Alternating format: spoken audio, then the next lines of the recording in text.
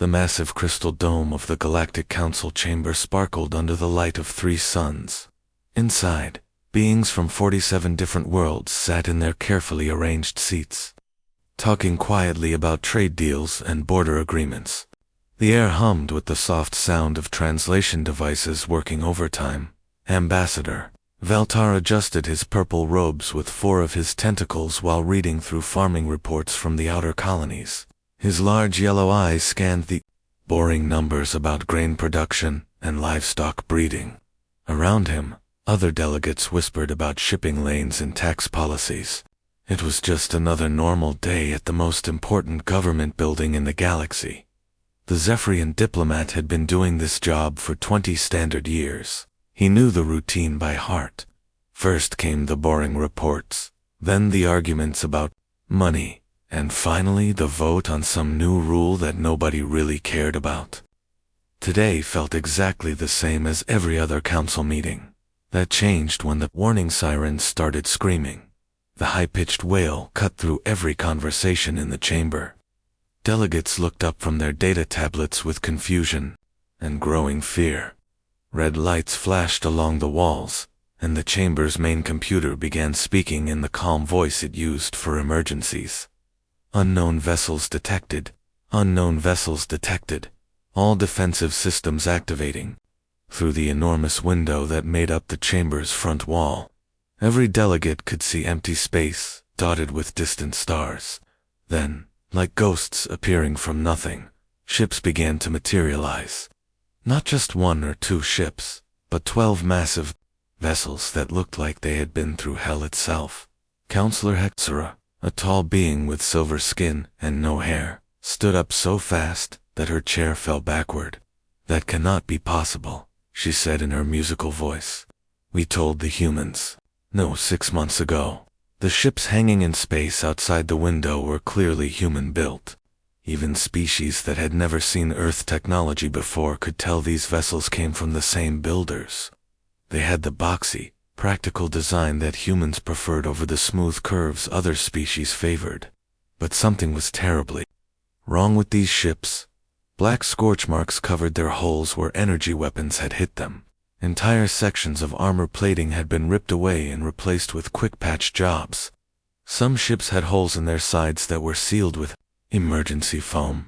But worst of all were the dark red stains that covered every vessel like paint that had dried in the sun. "Is that blood?" whispered a delegate from the back of the chamber. Veltar felt his tentacles curl up with worry as memories came flooding. Back 6 months ago, a small group of humans had come to this same chamber. They had worn clean uniforms and spoken politely about joining the galactic community. Their leader, a woman with short dark hair, had explained how Earth wanted to be part of the Council's peaceful alliance. The debate had not lasted long. One after another, Council members had stood up to explain why humans could not be trusted. They pointed to Earth's history of wars and violence. They showed recordings of human soldiers fighting with weapons that other species considered barbaric. They talked about how humans seemed to enjoy conflict in ways that made civilized beings uncomfortable. "Humans are too aggressive," Counselor Hexera had said during that meeting. "They solve problems with violence instead of talking. They are not ready for civilized society." Other delegates had agreed. The Manthari representative had called humans primitive warmongers. The crystalline collective's speaker had described them as emotionally unstable and unpredictable. Even Veltar himself had voted against allowing Earth into the Council. The human delegation had listened to every insult without arguing back. Their leader had simply nodded and said, "We understand your concerns. Perhaps we can try again in the future, when we have proven ourselves worthy of your trust." They had left quietly, and Veltar had assumed that was the end of it. Humans would stay in their small corner of space, and the civilized galaxy would continue without them. But now, those same humans were back, and they clearly had not spent the last 6 months sitting peacefully on their home world. The blood on their ships told a story that made Veltar's stomach turn with dread. "Send a message to those vessels," ordered High Chancellor Zixera from the central podium. Ask them why they have come here without permission. The communications officer, a young Arcturian with blue skin, worked at his controls for several seconds. Then he looked up with confusion on his face. Sir, they are not responding to our signals, but they are sending their own message. Put it on the main screen, the Chancellor commanded. The enormous display that usually showed boring charts and graphs flickered to life. Instead of data, it showed the bridge of the lead human ship. A man in a torn military uniform sat in the captain's chair. His face was covered with healing cuts, and his eyes held a coldness that made several delegates step backward. Galactic Council, the human said, in a voice that carried no emotion at all. This is Admiral Choi Min of the Human Defense Fleet. We are coming aboard to address your assembly. Do not attempt to stop us. The transmission ended, leaving the chamber in shocked silence. Through the window, small shuttles could be seen leaving the human ships and flying directly toward the Council Station. Velta realized that everything was about to change forever. The morning sun rose over the green fields of New Busan like it had every day for the past 15 years. Captain Li Hoyan stood on the observation deck of the colony's small defense station, drinking his coffee and watching the farmers begin their daily work. Below him, vast fields of golden wheat swayed in the gentle breeze, and herds of cattle grazed peacefully in distant pastures. New Busan was everything the first colonists had dreamed it would be. 200,000 people had made this world their home, building cities that mixed the best of Earth architecture with designs suited for the planet's unique environment. Children played in parks filled with flowers from a dozen different worlds. Markets sold fresh food grown in soil that had never known war or pollution. Lee had been born here 28 years ago, back when the colony was just a few hundred brave families trying to grow food in alien dirt. He had watched his world grow from a struggling outpost into a thriving community that supplied grain to 6 different star systems. His own daughter, Minji, was starting her second year at the colony's university, studying to become a doctor. The captain finished his coffee and walked to his office to begin the morning patrol reports. His defense force was small, just 12 lightly armed ships designed to chase away pirates and smugglers. New Busan had never needed serious military protection. The Galactic Council maintained that this region of space was safe and secure. That belief died when Lieutenant Park Soo ran into Lee's office with terror in his eyes. "Captain," the young officer gasped, trying to catch his breath. "We have contacts at the system edge. Multiple contacts. They don't match any known ship types." Lee followed Park to the sensor station, where Ensign Kim Yan was staring at her screen with growing panic. "Sir, I count at least 50 vessels, but they keep appearing. The computer can't get a clear reading on their size or composition." Through the main view screen, Lee could see tiny dots of light moving against the stars. As he watched, more dots appeared, then more, until the edge of the system looked like it was crawling with fireflies. But these were not the friendly lights of merchant ships or passenger transports. "Get me a connection to Nexus Prime," Lee ordered. "Priority 1 emergency channel." While his communications officer worked to reach the Council's headquarters, Lee studied the approaching fleet. His sensors were picking up strange readings, organic materials mixed with metal, energy signatures that looked more like living creatures than machines. Whatever was coming toward New Busan, it was unlike anything in the Council's databases. The answer came from an emergency, broadcast on all galactic frequencies. A panicked voice from the Rim territories was screaming about the swarm breaking containment and billions of Kresh warriors overwhelming our defenses. The transmission cut off in the middle of a sentence, replaced by static that somehow sounded hungry. Lee felt ice water flow through his veins. Every military officer in human space had heard stories about the Kwartesh swarm, though most thought they were just scary tales told to frighten new recruits. The Council had always insisted that the insectoid aliens were contained in dead zones at the galaxy's edge, trapped by powerful force fields and patrol fleets. "Sir," Park reported from the communications station. I have Nexus Prime on the line. The main screen flickered to show a Zephyrian official sitting in what looked like a luxury office. The alien's tentacles moved in patterns that Lee's translator interpreted as nervous agitation. Behind the official, other beings could be seen running back and forth in what looked like barely controlled panic. This is Captain Lee Hyun of New Busan Colony, Lee said formally. We have an unidentified fleet approaching our system. We believe these may be Krachesh vessels. We request immediate military assistance. The Zephyrian's response was delivered in the cold, bureaucratic tone that galactic officials used when they wanted to avoid responsibility. Captain Lee, New Busan, is located in human-controlled space. As Earth is not a member of the Galactic Council, we have no legal obligation to provide military assistance to human colonies. Legal obligation? Lee could not believe what he was hearing. There are 200,000 civilians on this world. If the swarm breaks through, the situation will be evaluated by the appropriate committees. The official interrupted. We suggest you contact Earth's government for assistance. Nexus Prime out. The screen went dark, leaving Lee staring at his own reflection. Around him, his small crew waited for orders that he did not know how to give. Outside, the Krachesh fleet was growing larger by the hour. Over the next 6 hours, Lee watched 17 different colonies die.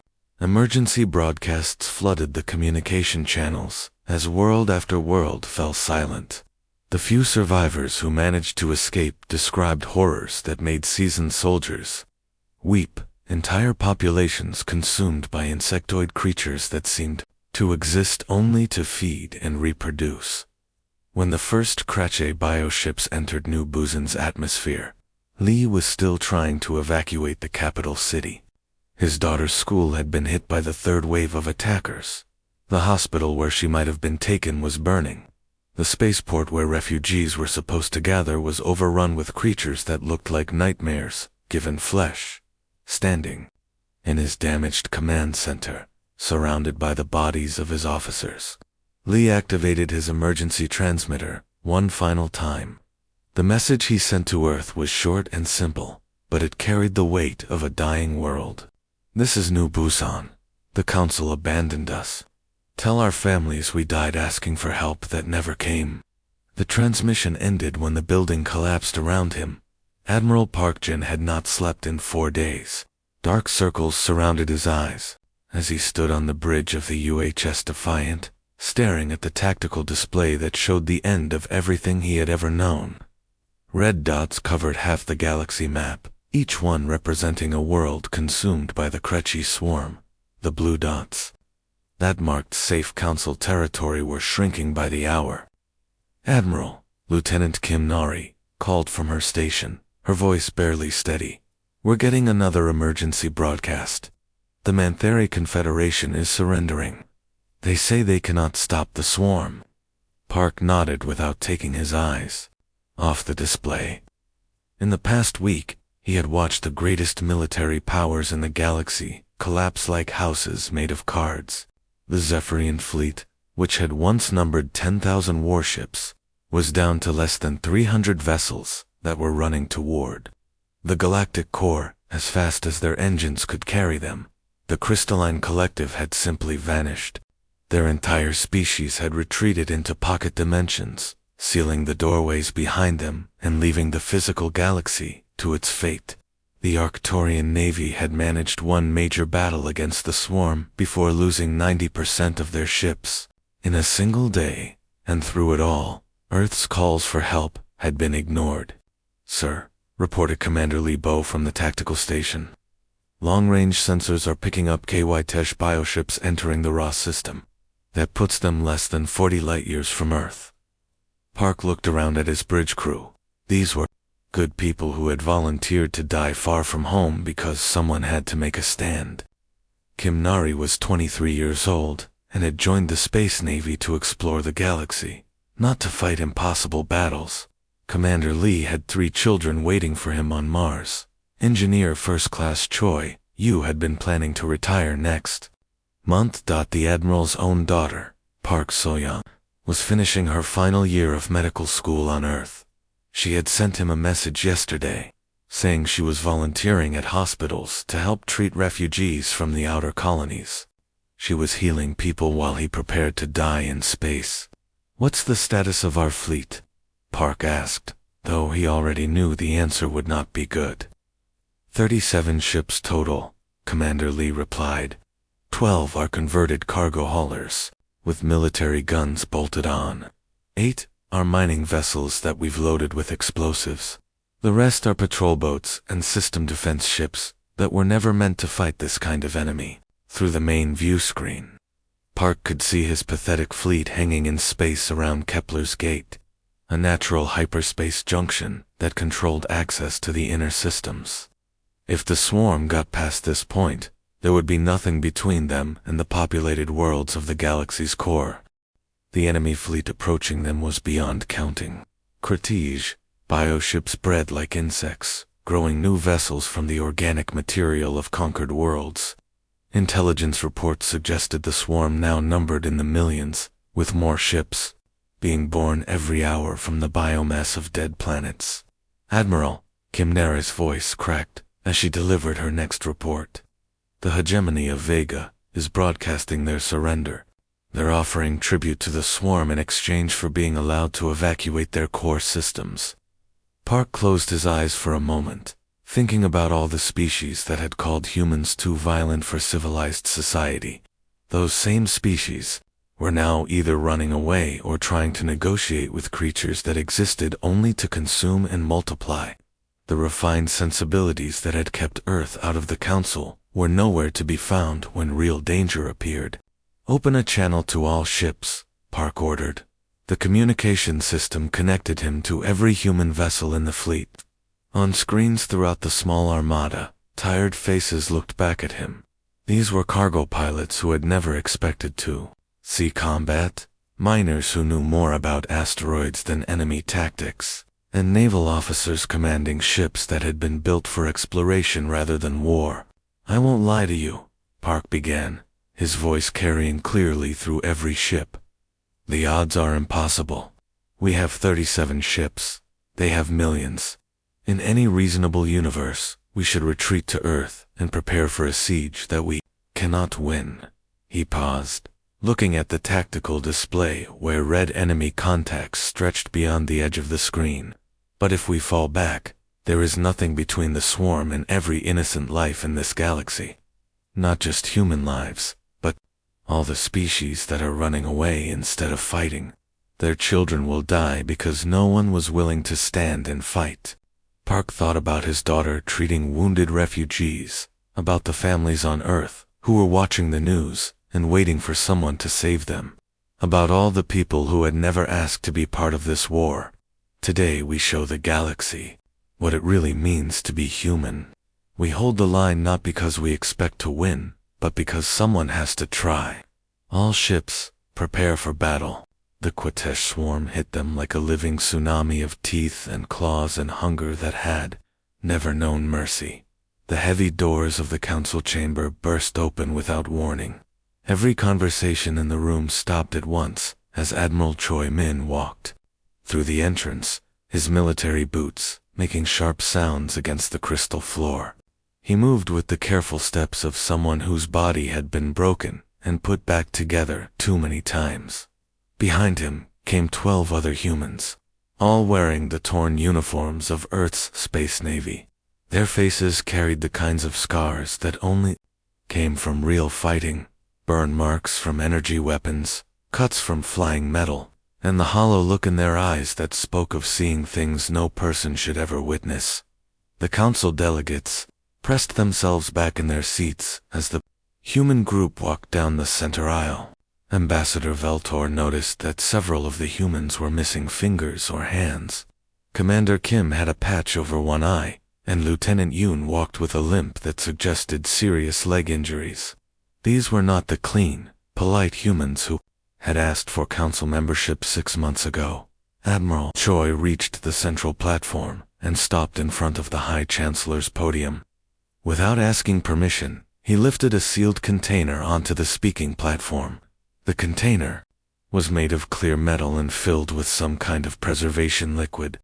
Floating inside were pieces of something that looked like it had once been alive, organic material that pulsed with a sickly yellow light. "What is the meaning of this intrusion?" demanded High Chancellor Zixara, his voice trying to sound angry, instead of afraid. "You have no right to enter this chamber without invitation."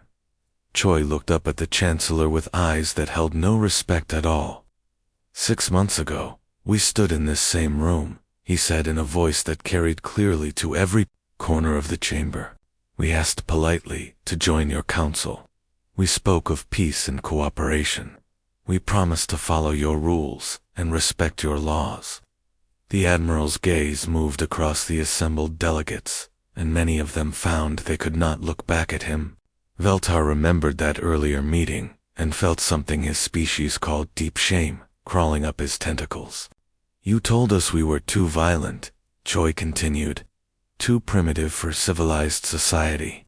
You said humans could not be trusted because we solved problems with force instead of discussion. You called us warmongers and barbarians." Counselor Heck shifted uncomfortably in her seat. She had been one of the loudest voices against human membership, describing them as emotionally unstable creatures who glorified conflict. "When the Krichesh swarm broke free and started eating worlds, we called for help," Choi said, his voice getting quieter, but somehow more frightening. "Our colonies were burning. Our people were dying. And you told us that, since we were not council members, our suffering was not your problem." The Admiral reached out and touched the biocontainer with one scarred hand. "Do you know what this is?" No one in the chamber answered, though several delegates leaned forward to get a better look at the floating organic material. "These are genetic samples from the Kretch Queen," Choi explained, "the mother of the entire swarm, the creature that your combined fleets could not even locate, let alone destroy." He paused to let that information settle into the minds of beings who had spent the last 3 months in terror of the insectoid invasion, while your species ran away, while your diplomats held emergency meetings about evacuation procedures, while your military leaders debated whether the swarm could be negotiated with. Humanity did something different. Commander Kim stepped forward, her one remaining eye fixed on the council delegates. "We fought them," she said simply. "Ship to ship, hand to hand, until every last one of them was dead. The cost had been terrible beyond imagination. Of Earth's small defense fleet, only these 13 officers had survived. 3 entire human colonies had been consumed before the swarm could be stopped. The battle at Kepler's Gate had lasted 18 hours, with human ships using tactics that violated every rule of civilized warfare. Admiral Park Jen rammed his ship into a Krichesh High vessel to create an opening for our assault teams," Lieutenant Yoon reported, his voice flat with exhaustion. "Captain Lee Soman detonated her cargo hold while surrounded by bioships, killing herself and 300 enemy vessels. They died because someone had to make the hard choices." Choi walked closer to the delegates' seating area, and several of them instinctively moved backward. "You called us too violent for your council. But when the real violence came, when creatures that existed only to kill and consume threatened everything you claimed to value, where were your fleets?" Ambassador Veltar found his voice first, though it came out as barely a whisper. "You, you actually defeated them. The entire swarm, every last one," Choi confirmed. "We hunted them through dead systems and burned out worlds, until we found their breeding grounds. We followed them into places your species were too afraid to go, and we killed them all." The Admiral looked around the chamber at beings who represented the most advanced civilizations in the galaxy. "The blood on our ships is not a stain to be cleaned away. It is proof that when civilization failed, when diplomacy meant nothing, when fear made cowards of everyone else, humanity stood and fought." He picked up the biocontainer and held it where every delegate could see it clearly. "This is what we bought with our blood. This is the price we paid while you ran away." The silence in the council chamber stretched on for what felt like hours, though only seconds had passed. Every delegate stared at the biocontainer holding the remains of humanity's impossible victory. The genetic samples of the Kreshi Queen floated in their preservation, fluid like a nightmare made real. Counselor Hexara was the first to find her voice. She stood slowly, her silver skin reflecting the chamber's lights as she composed her words, with the careful precision of a career diplomat. "Admiral Choi," she began, using the tone she reserved for delicate negotiations. "The Council recognizes the extraordinary service humanity has provided to the galaxy." Other delegates began nodding, sensing where this was leading. Ambassador Veltar watched several of them already preparing the speeches they would give later, explaining how they had always believed in human potential. "In light of your remarkable achievement," Hexara continued, "the Galactic Council is prepared to offer Earth immediate membership with full voting privileges. We will waive all standard requirements and grant humanity a permanent seat on the Security Committee." The offer floated in the air like smoke from a fire that had burned down everything around it. Several delegates smiled, pleased with their generous gesture. High Chancellor Zixara began drafting the documents in his mind that would make this historic moment official. Admiral Choi looked at Counselor Hexara for a long moment, his scarred face showing no emotion at all. Then he began to laugh. It was not the laugh of someone who found something funny. It was the cold, bitter sound that came from a man who had seen too much death and heard too many lies. The laugh echoed off the crystal walls and made every delegate in the chamber feel suddenly small. "You had your chance to stand with us, Counselor," Choi said when his laughter finally stopped. "6 months ago, we asked politely to join your civilized society. You said no because we were too violent, too dangerous for your refined sensibilities." He gestured toward the biocontainer. "When our colonies burned and our people died, we begged for help. You told us that our suffering was not your problem because we were not council members. You watched us bleed while you ran away from the fight." Choi's voice grew quieter, but somehow more frightening. "Now that we have done what your combined fleets could not do, now that we have saved every life in this galaxy, including your own, suddenly you want to claim credit for our victory. You want to pretend that you did not abandon us when we needed you most." Admiral Kim Tae stepped forward from the group of human survivors. Her face bore the scars of someone who had fought the Quech in hand-to-hand combat when her ship's weapons failed. "We are not here to ask for membership in your council," she announced in a voice that carried clearly to every corner of the chamber. Several delegates sat up straighter, confusion replacing their earlier confidence. "We are here to announce the formation of the Outer Rim Alliance," Kim continued, "a confederation of species that you deemed lesser or unworthy of your attention. The same species you abandoned to die when the swarm came." The words hit the council like a physical blow. Ambassador Veltar felt his tentacles curl with shock as the implications became clear. Humanity was not just rejecting their generous offer, they were creating a rival government with the very worlds the Council had written off as unimportant. "The Regellian mining colonies have already signed the Alliance Charter," reported Commander Park from behind Admiral Choi. "So have the agricultural cooperatives of the Perseus Arm, the independent traders of the Outer Spiral, and 15 other governments that you refused to recognize." High Chancellor Zixara stood up, his voice shaking with anger and fear. "You cannot be serious. Those are primitive backwater settlements. They have no military power, no economic influence. They have something your council lacks," Admiral Choi replied. "They understand that sometimes you have to fight for what matters, instead of running away and hoping someone else will solve your problems." The Admiral walked toward the chamber's exit, his officers falling into formation behind him. At the doorway, he turned back to address the stunned delegates one final time. "The galaxy has seen what happens when civilized species abandon their responsibilities," he said. "It has also seen what happens when someone chooses to stand and fight. The blood on our ships is not a mark of shame. It is proof that we did what needed to be done while you hid in your safe systems and debated evacuation procedures." As the human delegation left the chamber, their footsteps echoing in the sudden silence, every council member understood that the galaxy had changed forever. The moral authority they had claimed for centuries lay in ruins. Their reputation as the galaxy's protectors had been shattered by their own cowardice. 3 days later, Admiral Choi stood on the observation deck of his flagship, watching as ships from dozens of different worlds formed up around the human fleet. These were not the sleek, beautiful vessels of the core worlds. They were working ships, cargo haulers, mining platforms, colony transports, but they flew together under the banner of the new alliance.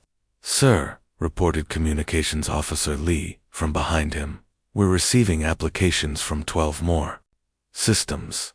They want to join the alliance?" Choi nodded, still looking out at the stars. Humanity had chosen the harder path, but it was a path where they would never again have to beg for help from those who would abandon them when the darkness came. The bloodstained ships had brought more than victory. They had brought the birth of something new.